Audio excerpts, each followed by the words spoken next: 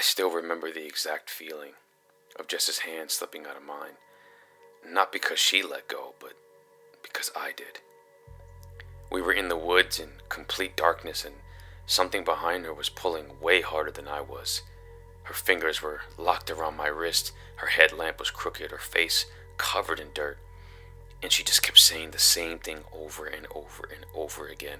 Please, don't let go. I really wish I could tell you I held on. I really wish I could tell you that I fought, but I didn't.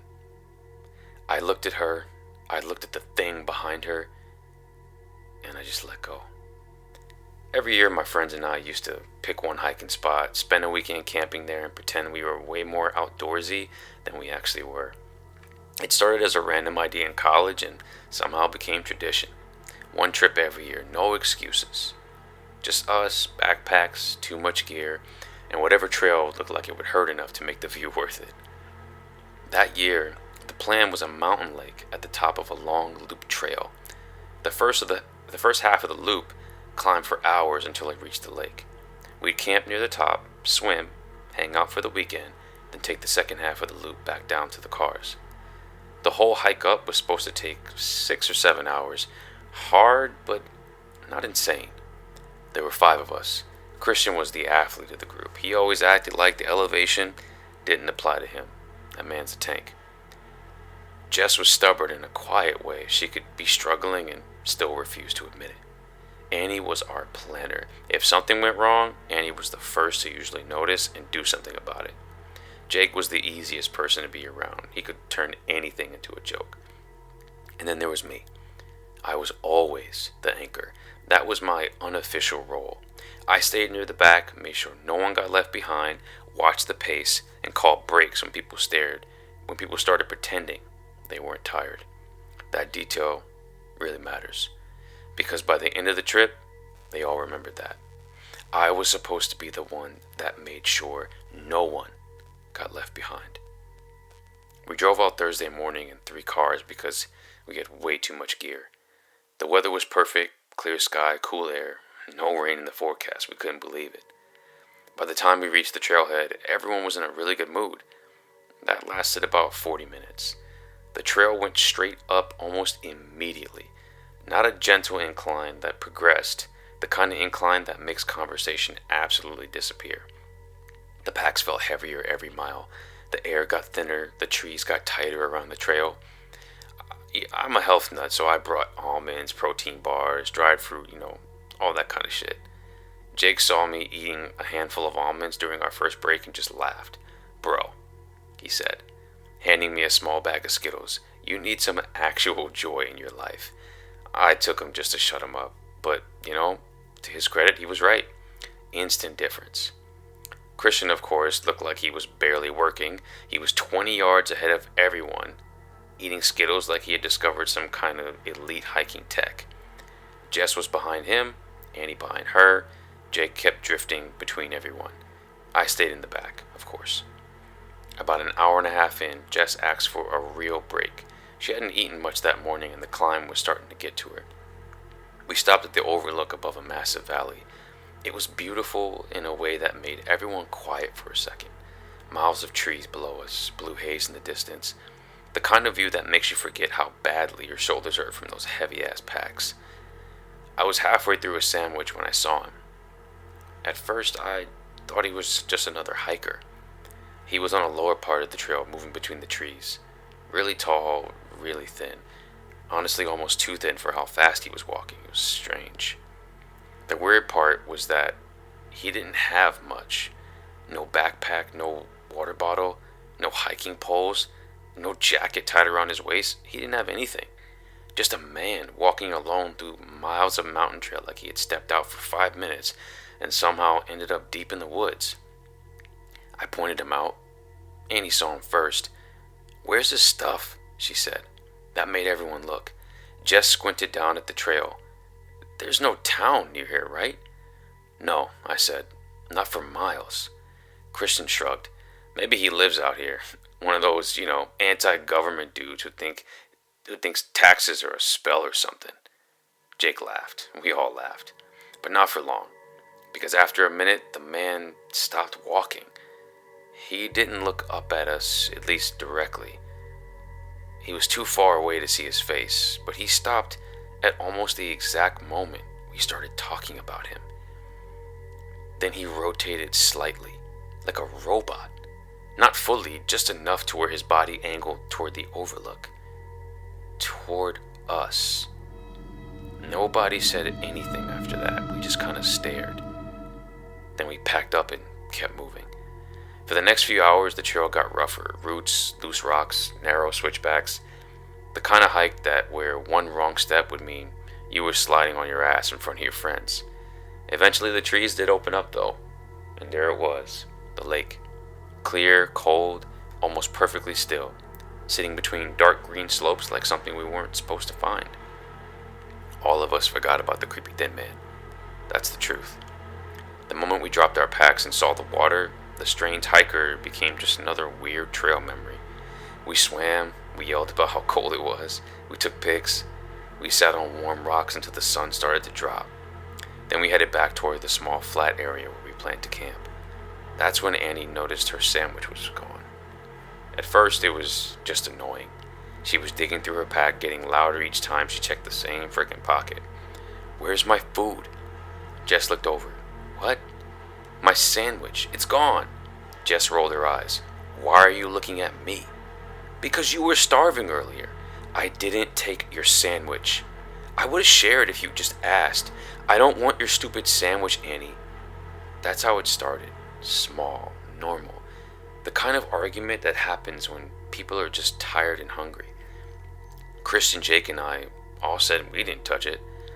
And the thing was, we'd all been together most of the time. At least that's what we told ourselves. But when I looked around the camp, I noticed something I didn't say out loud. Annie's pack had not just been opened, it had been placed almost exactly how she left it. That bothered me. Because animals tear through things. People put things back. We gave Annie pieces of our food, even Jess, and the argument died down. But the camp felt different after that. Not dangerous, of course, just exposed. Like the tree line had moved a few feet closer. That night, I woke up once because I thought I heard footsteps outside the tent. Slow footsteps, not the quick skitter of an animal. Weight shifting on dirt, then silence. I lay there listening for maybe 10 minutes.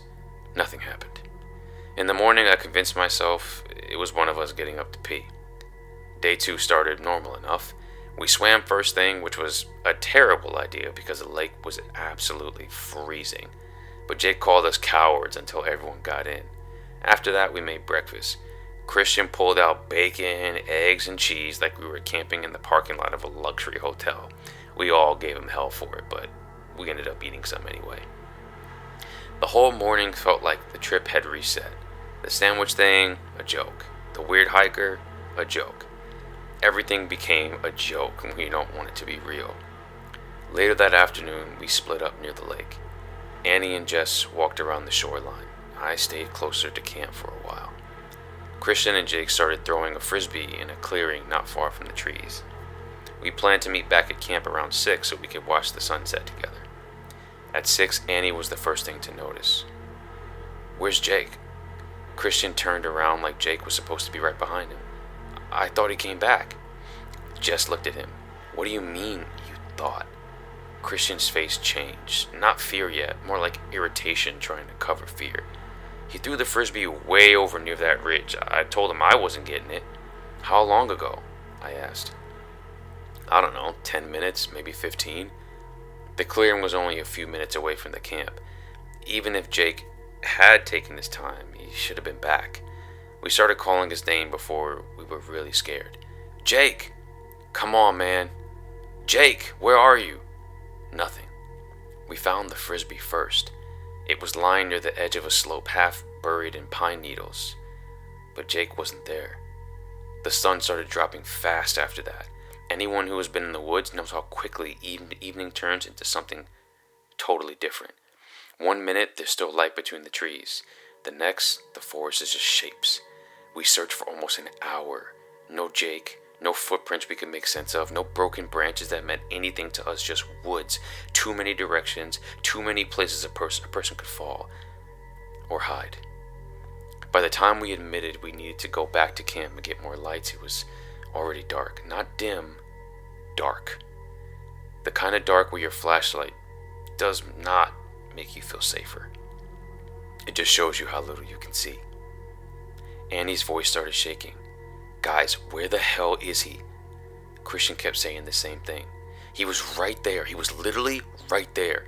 Jess snapped at him. That doesn't help. I remember standing there with my headlamp on, looking into the trees, feeling like the woods had gotten too quiet. No insects, no birds, no wind. Then Annie said, Jess, stop. We all turned. Annie was facing the tree line. Jess was several feet away from her, near me. What? Jess said. Annie did not look at Jess. She kept staring into the dark. I said stop following me. Nobody moved. Jess whispered, I'm right here. Annie's flashlight lifted slowly. The beam shook. For 1 second, it caught something between two trees. Not a full person, just the outline of something standing too still. Tall, thin. Then Annie screamed. Her flashlight dropped, and the dark swallowed the sound. Annie! We ran toward her, all of us. Christian got there first, or at least he got ahead of me and Jess. His flashlight bounced through the trees. Then I heard a sound I will never forget. A hard crack. Christian screamed once, then nothing. Jess grabbed my arm so hard it hurt. Where is he? I don't know. Where is Christian? I don't know. That was when I realized he had been separated exactly how someone wanted us separated. Jake first, then Annie, then Christian. Each one of us pulled just far enough away. Each one taken when the rest of us were looking somewhere else. Jess and I backed up until we found each other's hands. We locked fingers. Of course not romantic, not comforting, just survival. Do not let go. I won't. We moved together through the trees, trying to find the trail, trying to find camp, trying to find anything similar. Every few steps we stopped and listened. At one point, I thought I heard Jake, not yelling, whispering, from somewhere behind us. Over here. Jess started to turn. I squeezed her hand. No. The whisper came again, this time from the left. Over here. It sounded wrong, not like Jake's voice exactly, more like someone trying to remember what Jake sounded like. We kept moving, then something grabbed Jess's hand from behind. It happened so fast, I didn't understand at first. Her hand jerked in mine, her body dropped backwards. She screamed. Not a movie scream, a real one. Short and broken and full of panic. I turned my headlamp toward her. The beam caught her face first, her eyes wide, begging. Then the figure before her. Tall, dark. One arm hooked around her chest, the other arm pulling something tight near her shoulder. Maybe rope, maybe his sleeve, I don't know. Jess dug her fingers into my wrist. Please, she said, then louder. Please, don't let go. I pulled. I really did.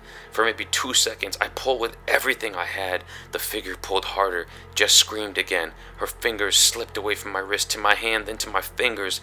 And in that moment, something in me broke. Not heroically, not notably. It was not a decision. I want to dress up. I looked at the thing behind her. I looked at Jess. And I let go. The last thing I saw before I ran was her face changing. Not because she was scared, but because she understood. I ran until my lungs burned. Branches hit my face. I tripped twice. I crawled under a thick patch of brush and pressed myself into the dirt like a child hiding from punishment. I stayed there for hours. I kept telling myself I had no choice. He already had her. I couldn't save her. If I stayed there, I would have died too.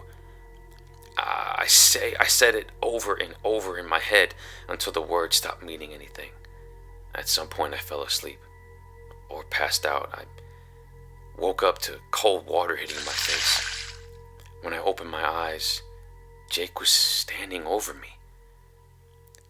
For half a second I thought I was dead. Then he said, "Wake up, you piece of shit." Behind him stood Christian, Annie, and Jess, all alive, bruised, dirty, bleeding a little bit from scratches and cuts, but alive. Jess wouldn't even look at me. That was worse than if she'd screamed. I sat up, confused, shaking, trying to say all their names at once. Jake threw something at my feet. Rope ties, tape, a cloth gag, then another, then another. "We found those at camp," he said. His voice was flat. He had a whole pile of them. Christian's cheeks were swollen. There was dried blood near his hairline. "He was hunting us, one by one," Annie said. Jake explained what happened. When he went to get the frisbee, he saw the man near the ridge, the same tall hiker. Jake confronted him, and the man hit him with a rock. Jake fell down the slope into a shallow ditch. He woke up later in the dark and heard us calling his name. He found Annie first. She hadn't vanished. Jake grabbed her and covered her mouth because he could see the man moving behind Christian. That's why she screamed and then went quiet. Christian had been knocked down, not taken. Jess had been grabbed last. And after I left her, Jake and Annie came out of the dark and jumped the man. Christian got up and helped. All three of them fought him until he let go of Jess and ran. I listened to all of that without speaking. Then Jake stepped closer. "And we saw you." My stomach dropped. "What?"